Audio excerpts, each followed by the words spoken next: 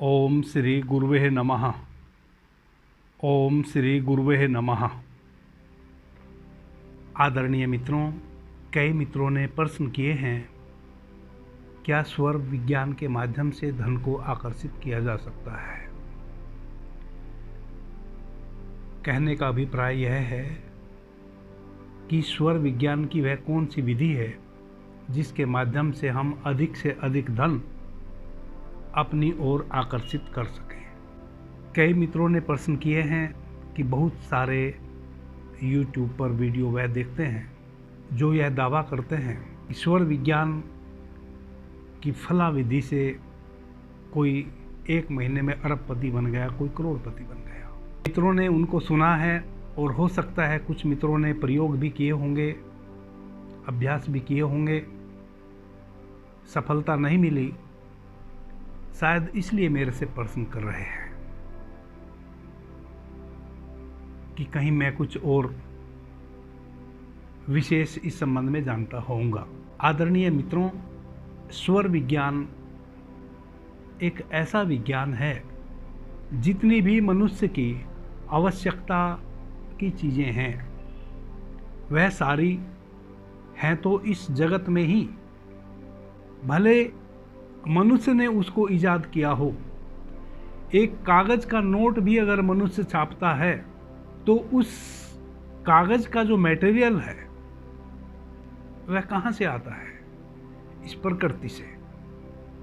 कितना भी आप परिवर्तन कर लें, कितना भी किसी वस्तु को आप रूपांतरित कर लें और कितना भी आप स्वयं के विचार को परिवर्तित कर लें, जैसे विचार अच्छा हो या बुरा हो उठता आपके घट से ही है, वैसे ही जो भी आविष्कार आपके हैं, आपके द्वारा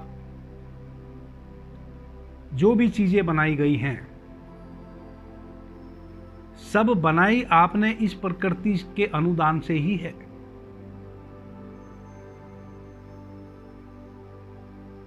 इस प्रकृति में पहले से ही कुछ चीजें विद्यमान हैं, उन्हीं को आपने रूपांतरित किया है। प्रकृति से बाहर ना आपके पास जाने का कोई उपाय है और ना किन्हीं चीजों को प्रकृति के बाहर से लाने का कोई उपाय है। जैसे आपके किसी भी प्रकार के विचार आपके घट में ही उठेंगे, वैसे ही कोई भी कार्य आप इस ब्रह्मांड में ही करेंगे, इस प्रकृति के बाहर नहीं, इस ब्रह्मांड के बाहर नहीं, इस ब्रह्मांड में रहते हुए ही आप कोई भी कार्य करेंगे। आपकी जितनी भी आवश्यकता है और जिन चीजों की भी आवश्यकता है, जितनी भी आपकी इच्छाएं हैं, सभी इच्छाएं आप इस ब्रह्मांड में ही करते हैं और ब्रह्मांड से ही करते हैं। अब स्वर विज्ञान के माध्यम से हम धन को कैसे आकर्षित करें? आदरणीय मित्रों, हमारा जो यह शरीर है, यह शरीर एक इकाई है। ऐसा समझो कि यह एक फैक्ट्री है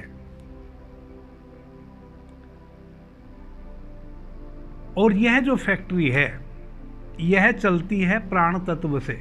प्राण तत्व क्या है? हम जिसे जीवन कहते हैं, वह जीवन प्रतिपल हमारी श्वासों के माध्यम से जो प्राण तत्व भीतर आ रहा है, वह प्राण तत्व ही वह जीवन है। आप जो श्वास लेते हैं वह श्वासों के माध्यम से इतना सूक्ष्म, दोनों आंखों के ऊपर अपनी उंगली को रख के आंख बंद कर ले और दोनों आंखों पे अपनी दोनों उंगलियों को रखें और इसको दबाएं। तो आप अपनी आंखों को दबाएंगे, कोई 10 से 15 सेकंड के पश्चात तिरमिर तिरमिर सितारे से टूटने शुरू होंगे। वह जो व्हाइट कलर के चमकदार सितारे से जो टूटते हैं, हमारी आंखों को दबाने पर वह उस रूप में प्राण तत्व श्वासों के माध्यम से हमारे भीतर निग्रह करता है, लेकिन हमें दिखता नहीं, हम उसको पहचान नहीं पाते हैं। वही जो तिरमिर तिरमिर सितारे हैं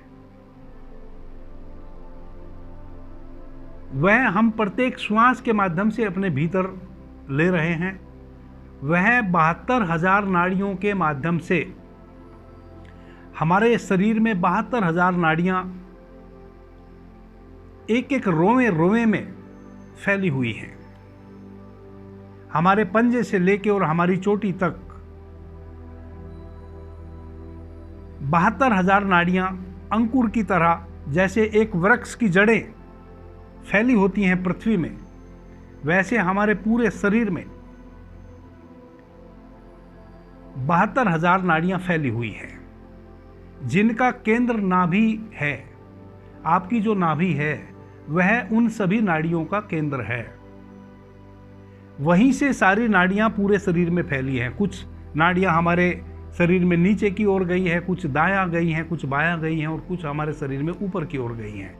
इस प्रकार से 72,000 नाड़ियां हमारे पूरे शरीर में फैली हुई है। 72,000 नाड़ियां हमारे भीतर हैं। ईड़ा, पिंगला और सुषुम्ना के माध्यम से हम जो श्वास लेते हैं, कभी हम ईड़ा नाड़ी से श्वास ले रहे होते हैं, कभी हम पिंगला नाड़ी से श्वास ले रहे होते हैं और कभी हम सुषुम्ना नाड़ी से श्वास ले रहे होते हैं। हमने बहुत विस्तार से इस सब संबंध में चर्चा की है। करीब 21 वीडियो स्वर विज्ञान से संबंधित पीछे अपलोड हो चुके हैं यूट्यूब पर। मैंने एक प्ले लिस्ट भी बना दी है मित्रों की सुविधा के लिए, शिव सौरोदय विज्ञान नाम से। उसमें आपको वह सारे वीडियो मिल जाएंगे। विस्तार से मैंने उन पर चर्चा की है। तो कभी ईड़ा नाड़ी से हम श्वास लेते हैं, कभी पिंगला नाड़ी से हम श्वास लेते हैं और कभी सुषुम्ना नाड़ी से श्वास लेते हैं। किसी भी नाड़ी से हम श्वास ले रहे हों, वह नाड़ी ही प्राण तत्व को भीतर उन 72,000 नाड़ियों में प्रविष्ट करती है। उनमें जो प्राण है, प्राण तत्व जो है, वह हमारे हृदय में बसता है। ऐसे तो प्राण हमारे पूरे शरीर में 72,000 नाड़ियों के माध्यम से ओतप्रोत है। जब हम अपना परिचय देते हैं, मैं कहता हूं कि मेरा नाम फलां है, तो भी मेरा हृदय पे हाथ चला जाता है, क्योंकि यहाँ मेरी आत्मा बसती है। वह आत्मा संपूर्ण प्राण को संचालित करती है। नाभि केंद्र पे, नाभि से हमारी 72,000 नाड़ियों का उद्गम स्रोत है।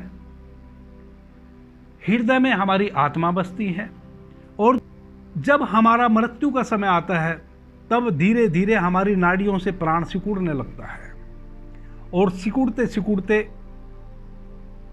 नाभि पे आके ठहर जाता है। जब नाभि पे आके हमारा प्राण ठहर जाता है, तब उस प्राण को निकलने के अलग अलग रास्ते हैं। अगर कोई योग पुरुष अपने प्राण को त्यागता है, तो उसका प्राण उसके सहस्त्रार से निकलता है। जब कोई भोगी पुरुष मरता है, तो उसका पेशाब निकल जाता है या उसकी लैट्रिन निकल जाती है। किसी ने अगर अपने शरीर को थोड़ा सा साधा है, तो उसका प्राण उसके मुंह से निकलता है या फिर नाक से निकलता है। किसी का प्राण उसकी आंखों से निकलता है, किसी का प्राण सहस्त्रार से निकलता है। सहस्त्रार से केवल उनका प्राण निकलता है जिसने अपनी सुषुम्ना में रहते हुए अपनी सारी इंद्रियों को वश में करते हुए, अपने मूलाधार चक्र से ऊर्जा को जागृत करते हुए, अपनी नाभि से हृदय और हृदय से अपने आज्ञा चक्र तक उस ऊर्जा का आरोहण किया हो। उसी व्यक्ति की ऊर्जा सहस्त्रार के माध्यम से, उसी व्यक्ति का प्राण सहस्त्रार के माध्यम से निकलता है। तो प्राण आके ठहर जाता है हमारी नाभि पे। अब यहाँ से किस द्वार से हमारा प्राण निकलेगा, हमारा जो अगला जन्म होगा वह भी उस पर ही निर्भर करेगा कि हमारे प्राण किस द्वार से निकले। इस पर मैं फिर विशेष चर्चा आगे करने वाला हूं। तो इस प्रकार से हमारे शरीर में हमारा प्राण तत्व काम करता है। अब जब हम अपनी दाहिनी नासिका से श्वास ले रहे होते हैं, तब हमारी जो 72,000 नाड़ियां हैं शरीर के भीतर स्थित, वह कुछ नाड़ियां काम करती हैं, वह एग्रेसिव रूप में काम करती हैं। जब हम बाएं स्वर से, चंद्र स्वर से श्वास भीतर ले रहे होते हैं, तब हमारी नाड़ियां शीतलता के साथ कार्य करती हैं। अब एग्रेसिवनेस और शीतलता। और फिर हमारी सुषुम्ना, जब हमारी सुषुम्ना चल रही होती है तब हम बिल्कुल सहज हो गए होते हैं, बिल्कुल सहज हो गए होते हैं। कई बार मित्र सुषुम्ना नाड़ी चलना उसको समझ लेते हैं जब नासिका से श्वास परिवर्तित होता है, दाएं से बायां और बायां से दायां, यानी कि चंद्र नाड़ी से सूर्य नाड़ी में और सूर्य नाड़ी से चंद्र नाड़ी में। तो वह कुछ क्षण ऐसे होते हैं जब श्वास गति से बाहर जाता है और गति से ही भीतर आता है, तो उसको हम सुषुम्ना स्वर समझ लेते हैं। नहीं, सुषुम्ना स्वर जब श्वास ठहर जाती है, आपकी दोनों नासिका खुली हुई है और बहुत ही सहज शीतल शांत आपकी श्वास चल रही है, और श्वास जो है वह बाहर आ रही है और खो जा रही है, पता भी नहीं चल रहा, वह हमारी सुषुम्ना का असली क्षण होता है। और उस समय हमारे भीतर आकाश तत्व चल रहा होता है। तो उस समय हमारी जो 72,000 नाड़ियां हैं वह एक विशेष रिदम में काम कर रही होती हैं। स्वर विज्ञान के माध्यम से धन को आकर्षित कैसे किया जा सकता है, अब उसको आप सूक्ष्मता से समझने की कोशिश करें। मित्रों, कोई सी भी हमारी नाड़ी चल रही हो, जैसा कि मैंने कहा जब हमारी सुषुम्ना नाड़ी चल रही होती है तब बड़ा सहज और शीतल श्वास हमारे भीतर आ रहा होता है। उस समय हमारे जो मूलाधार चक्र है, मूलाधार चक्र में जो हमारी कुंडलिनी सुषुप्त अवस्था में पड़ी है, वह 100% सुषुप्त अवस्था में नहीं पड़ी है। उस कुंडलिनी से कुछ ऊर्जा निरंतर उसका आविर्भाव हमारे शरीर में हो रहा होता है। तो जब हमारी सुषुम्ना चल रही होती है और आकाश तत्व चल रहा होता है, उस समय हमारी कुंडलिनी से अतिरिक्त ऊर्जा हमारी सुषुम्ना को डोनेट हो रही होती है। ऑटोमेटिक उतने क्षण हमारी कुंडलिनी का एक द्वार जागृत हो जाता है और उससे कुछ अधिक मात्रा में जो निरंतर ऊर्जा उससे शरीर को मिल रही है, उससे कहीं घनी ऊर्जा ऊपर की ओर गति करने लग जाती है, सुषुम्ना के माध्यम से सुषुम्ना नाड़ी में प्रवेश करने लग जाती है। सुषुम्ना जो नाड़ी है उसके भीतर भी और 3 नाड़ियां हैं। जब हमारी सुषुम्ना चलती है तो चित्रा नाड़ी एक्टिव हो जाती है, उसके भीतर से होते हुए कुंडलिनी शक्ति यानी कि ऊर्जा ऊपर की ओर उठने लगती है। जब वह ऊर्जा हमारे आज्ञा चक्र पे आती है तब हमारा आज्ञा चक्र सक्रिय होता है। आज्ञा चक्र की 2 स्थितियां हैं मित्रों सक्रिय होने की। अपनी कुंडलिनी को जागृत करते हुए हम आज्ञा चक्र पे उधर्व गमन कराते हैं ऊर्जा का, तब जो आज्ञा चक्र सक्रिय होता है वह जो ग्रंथि है, वह जो हमारा ललना चक्र है और वह जो हमारा आज्ञा चक्र है, वह दोनों का सम्मिलन हो जाता है। एक तो वह अवस्था है। एक सुषुम्ना नाड़ी चल रही होती है, हमारा ललना चक्र सक्रिय हो जाता है जिसको हम आज्ञा चक्र कहते हैं। वही आज्ञा चक्र जब हमारी पाइनियल ग्रंथि जो भीतर है उस पे चोट करता है और जब वह सक्रिय हो जाता है उसको कहते हैं त्रिनेत्र का खुलना। तब हमारी 3rd आई, तीसरा नेत्र खुल जाता है, उसको कहते हैं हम शिव नेत्र, त्रिनेत्र। तब हम शिव के लोक में प्रवेश कर जाते हैं। वह हुई वह अवस्था। लेकिन अभी हम उस अवस्था की बात नहीं कर रहे हैं, हम बात कर रहे हैं ललना चक्र की, जिसको हम आज्ञा चक्र भी कहते हैं। तो जब सुषुम्ना चलती है तो आज्ञा चक्र हमारा सक्रिय हो जाता है। आज्ञा चक्र का मतलब है आज्ञा देना या आज्ञा लेना। हमारे जीवन में 3 स्थितियां, जैसे कि मैंने पिछले वीडियो में भी चर्चा की थी कि हमारे साथ जो भी अच्छा बुरा घटता है वह हमारे मन की शक्ति के कारण घटता है। अब मन की शक्ति क्या है? मन की शक्ति प्रत्येक व्यक्ति के पास है। ऐसा कोई व्यक्ति नहीं है जिसके पास बराबर मन ना हो, यानी कि जो मन की शक्ति मेरे पास है वही आपके पास भी है। बस फर्क इतना है कि किसी का संकल्प प्रगाढ़ है और किसी का संकल्प क्षीण है। अब मन में आपने कोई संकल्प लिया तो कोई व्यक्ति है कि उस संकल्प को पूरा करने तक अड़िग रहता है, कोई व्यक्ति है कि अपने संकल्प को छीण कर लेता है, थोड़ा सा भी एग्जर्शन आता है उस एग्जर्शन को सह नहीं पाता है और वह उसका संकल्प छीण हो जाता है, टूट जाता है। वरना तो मन की शक्ति बराबर है। आपके साथ जितनी भी घटनाएं घटती हैं सब आपके मन के कारण घटती हैं। आप देखो, जब आपको लोभ जगता है तो पहले आपके मन में जगता है, जब आपको काम वासना जगती है तो पहले आपके मन में जगती है, तब काम इंद्रियों पे उसका प्रतिफलन होता है। पहले मन में काम का विचार आएगा, मस्तिष्क में एक विचार चला, आपके मन में एक विचार चला, काम वासना का विचार आपके मन में चला। जब मन उस विचार को पकड़ लेता है फिर वह आपके काम केंद्र पे परिवर्तित हो जाता है, आपका काम केंद्र एक्टिव हो जाता है। लेकिन डायरेक्ट कभी भी आपका काम केंद्र एक्टिव नहीं हो सकता, पहले आपके भीतर विचार चलना जरूरी है। बिना विचार चले आप काम केंद्र पे एक्टिव नहीं हो सकते, बिना विचार चले आप लोभ में परिवर्तित नहीं हो सकते, बिना विचार किए आप क्रोध में भी परिवर्तित नहीं हो सकते। जो भी आपके जीवन में घटता है वह पहले विचार चलता है तब घटता है। किसी की बात आपको बुरी लगी, एक विचार उत्पन्न हुआ कि इसने मुझे गाली दी, तुरंत आप क्रोधित हो जाते हैं।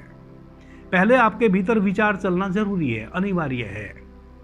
वह विचार ही आपको क्रोधित करता है, वह विचार ही आपको लोभ में फंसाता है, वह विचार ही आपको काम वासना में फंसाता है। वही विचार अच्छा बुरा जो भी आपके साथ घटता है उसमें आपको फंसाता है।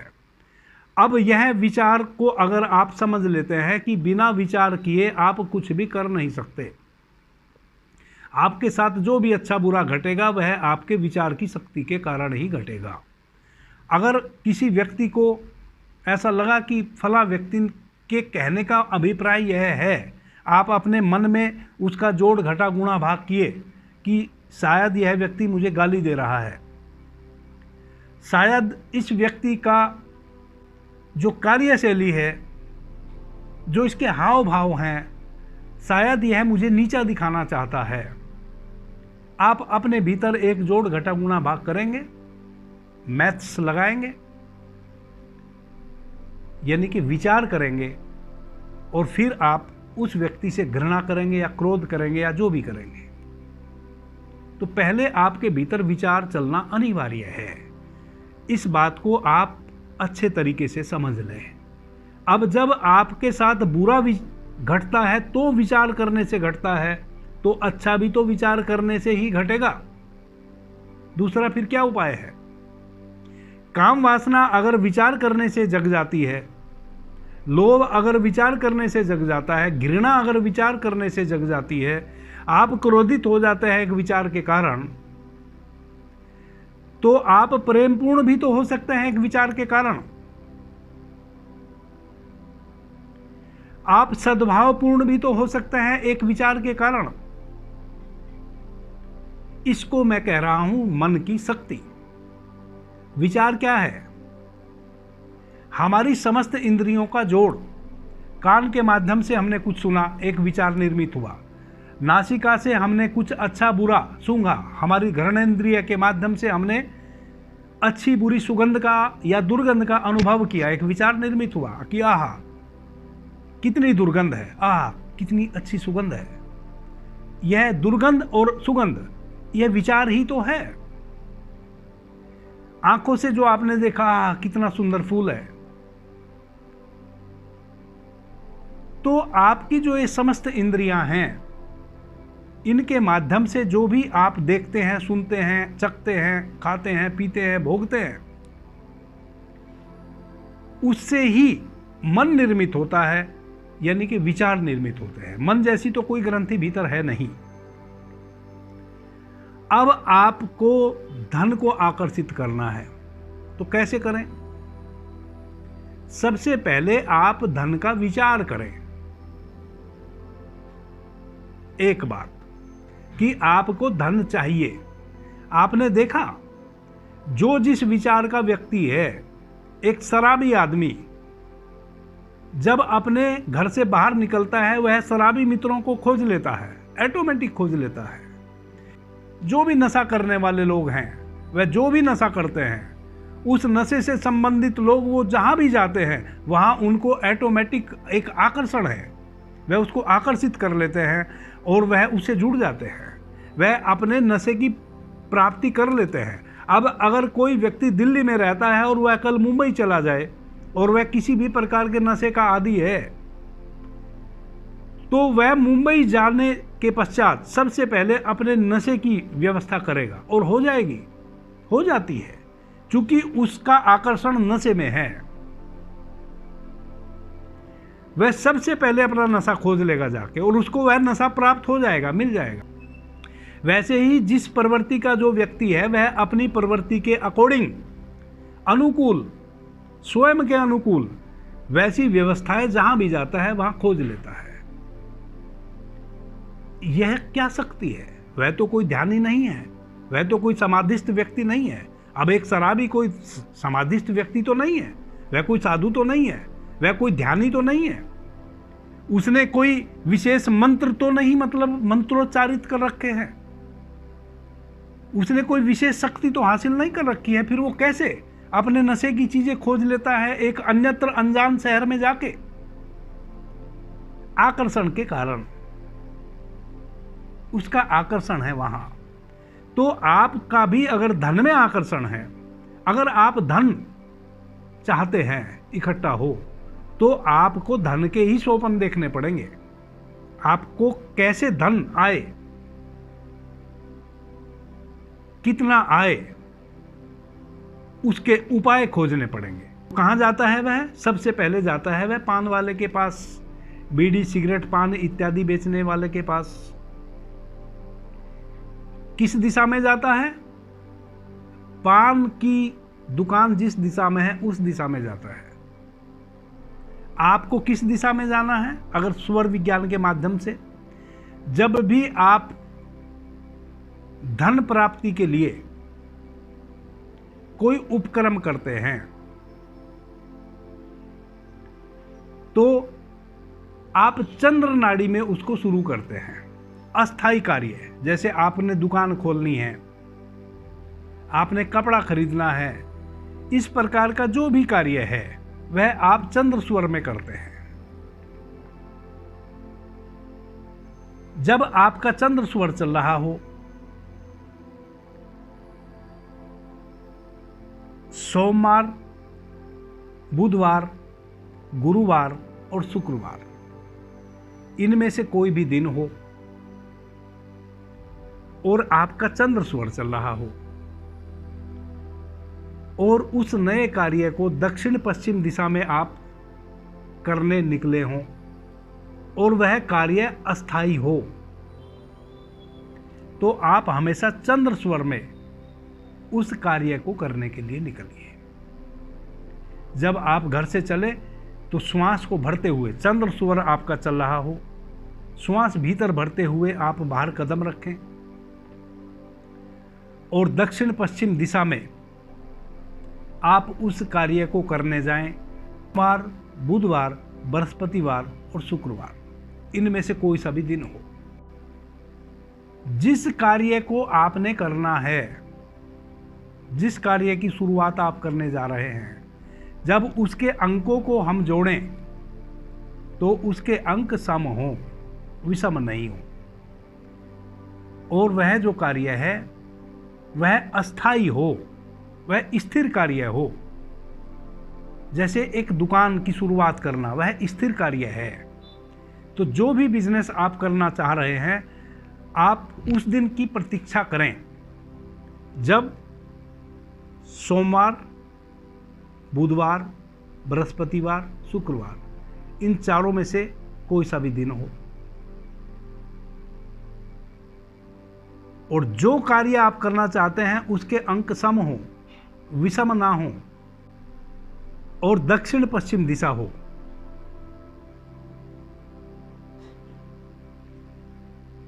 आपका चंद्र स्वर चल रहा हो, चंद्र स्वर में पृथ्वी या जल तत्व चल रहा हो, ऐसी स्थिति में कोई भी कार्य आप शुरू करेंगे तो आपको 100% सफलता मिलेगी। धन कोई थाली में ऐसे तैरता हुआ आपके पास नहीं आएगा। आपको कार्य करना पड़ेगा। जो भी कार्य आप करना चाहते हैं धन आगमन के लिए, उस कार्य के विषय में सबसे पहले तो विचार कीजिए। आप धन की एक माला जप लीजिए, माला बना लीजिए, मुझे धन चाहिए, मुझे धन चाहिए, मुझे धन चाहिए, मुझे धन चाहिए।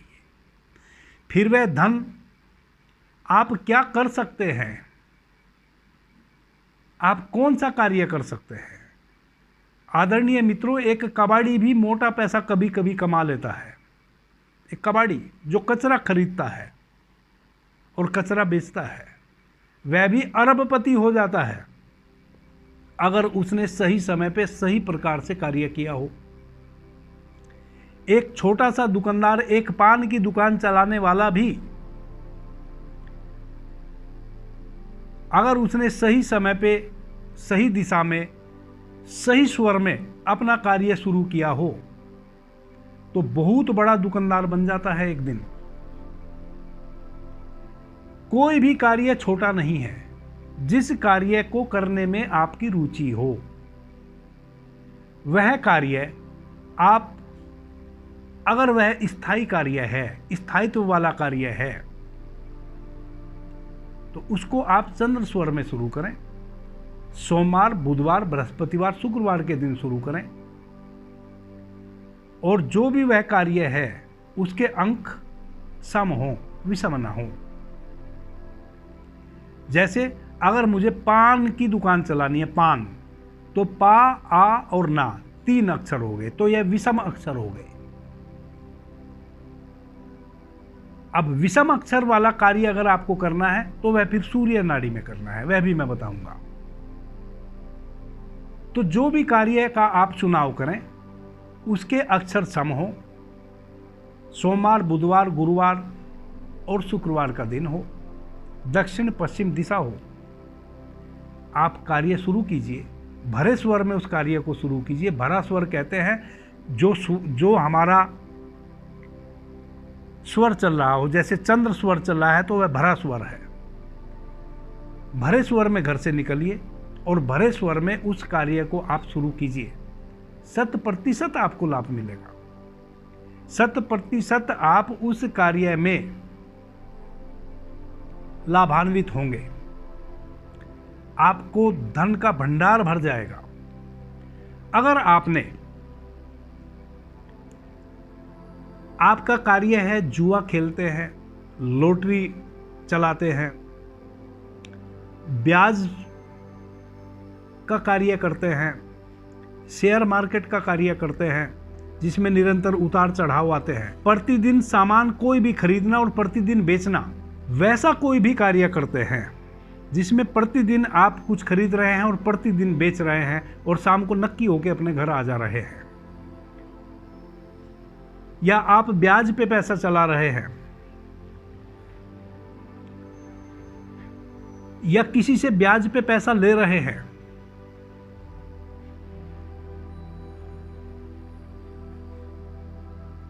कोई भी अस्थिर चर कार्य आप करते हैं, धन आगमन वाला जिससे धन कमाया जा सकता हो, ऐसा कोई भी कार्य आप करते हैं। सूर्य स्वर जब आपको चल रहा हो,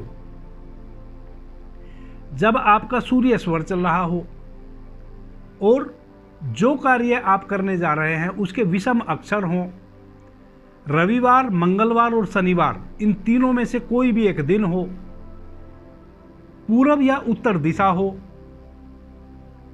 विषम अक्षर हों जो भी कार्य आप करने जा रहे हैं, शनिवार, रविवार, मंगलवार, इन तीनों में से कोई सा दिन हो,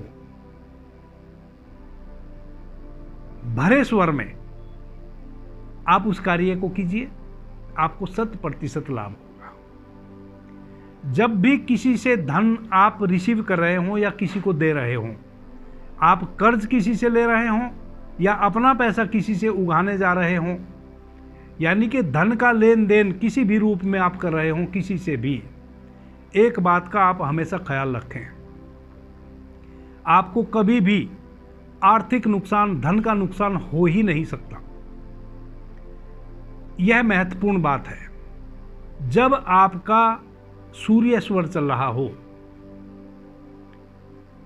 तब आप उस व्यक्ति को अपने दाहिनी ओर खड़ा करके, यानी कि जिससे आपको धन का आदान प्रदान करना है, आपका सूर्य स्वर चल रहा हो, यानी कि दाहिना राइट स्वर चल रहा हो, राइट नोजल चल रहा हो, आप उसको अपनी दाहिनी ओर, वह व्यक्ति आपके हो, आप ऐसे हिसाब से बैठिए या खड़े होइए कि वह आपके दाहिने हिस्से में पड़े वह व्यक्ति, और जब आप उससे पैसा रिसीव कर रहे हो तो आप श्वास को भीतर भर के भरे स्वर में पैसा रिसीव कीजिए। जब आप उसको पैसा दे रहे हो तो भरे स्वर में उसको पैसा दीजिए। कुछ भी, अगर आप कोई सामान भी खरीदने जा रहे हैं और आपको पैसा चुकाना है, उस सामान के बदले में धन देना है, तो आप जब आपका राइट स्वर चल रहा हो, जब आपका सूर्य स्वर चल रहा हो, तब आप वह पैसा दूसरे को दें, भरे स्वर में दें और भरे स्वर में पैसा ग्रहण करें। इतना भी नियम आपने पाल लिया तो कभी भी धन की हानि नहीं होगी। अब धन को आकर्षित करने का मतलब आप समझ गए होंगे कि सही दिशा में सही समय पे सबसे पहले विचार करो अपने मन में, क्योंकि हमारी मन की शक्ति ही हमारे किसी भी कार्य को संपूर्णता तक या अपूर्णता तक पहुंचाती है। तो सबसे पहले तो अगर आपकी धन की अभिप्सा है तो धन के आप सोपन देखो, यानी कि धन का आप विचार करो, मैनिफेस्ट करो एक विचार को कि मुझे धन चाहिए और इतना चाहिए। फिर उस धन को उपार्जन के लिए, क्योंकि कोई तंत्र मंत्र नहीं है कि आपने कोई तंत्र मंत्र अपनाया और धन की पोटली आपके घर में आके गिर गई, ऐसा कभी नहीं होता है। जो भी लोग कहते हैं वह सब बकवास करते हैं। धन हमेशा पैदा किया जाता है, कमाया जाता है। जैसा कि मैंने इस वीडियो के शुरुआत में आपको कहा कि हम सब ब्रह्मांड के हिस्से हैं, धन भी ब्रह्मांड का हिस्सा है। धन का रूप भले हमने परिवर्तित कर दिया हो, भले हमने कागज के नोट बना लिए हों, लेकिन वह कागज के नोट भी जो हमने बनाए हैं वह भी इस ब्रह्मांड का ही हिस्सा है, क्योंकि उसमें जो भी पदार्थ लगे हैं वह सब इस ब्रह्मांड से ही निर्मित है।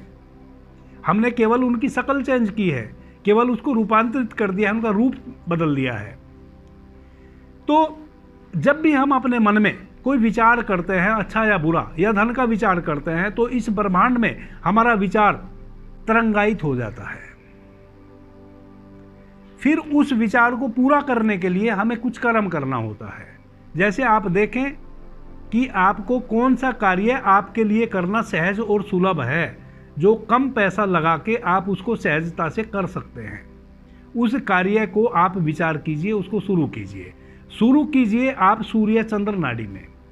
अगर आपने क्षणिक कार्य करना है, क्षणिक लाभ, जैसे मैंने कहा कि ब्याज पे पैसा चढ़ाना है, शेयर मार्केट में पैसा लगाना है, या प्रतिदिन किसी भी रूप में आपने जुआ, सट्टा, लॉटरी, जो भी आप करते हैं, जहां भी आप पैसा लगा के अधिक पैसा कमाने की मानसिकता से कहीं पैसा खर्च करते हैं, वैसी सब जगह, या आप प्रतिदिन कोई सामान बेचते हैं और खरीदते हैं, वैसा सारा कार्य आप सूर्य स्वर जब चल रहा हो तभी करेंगे।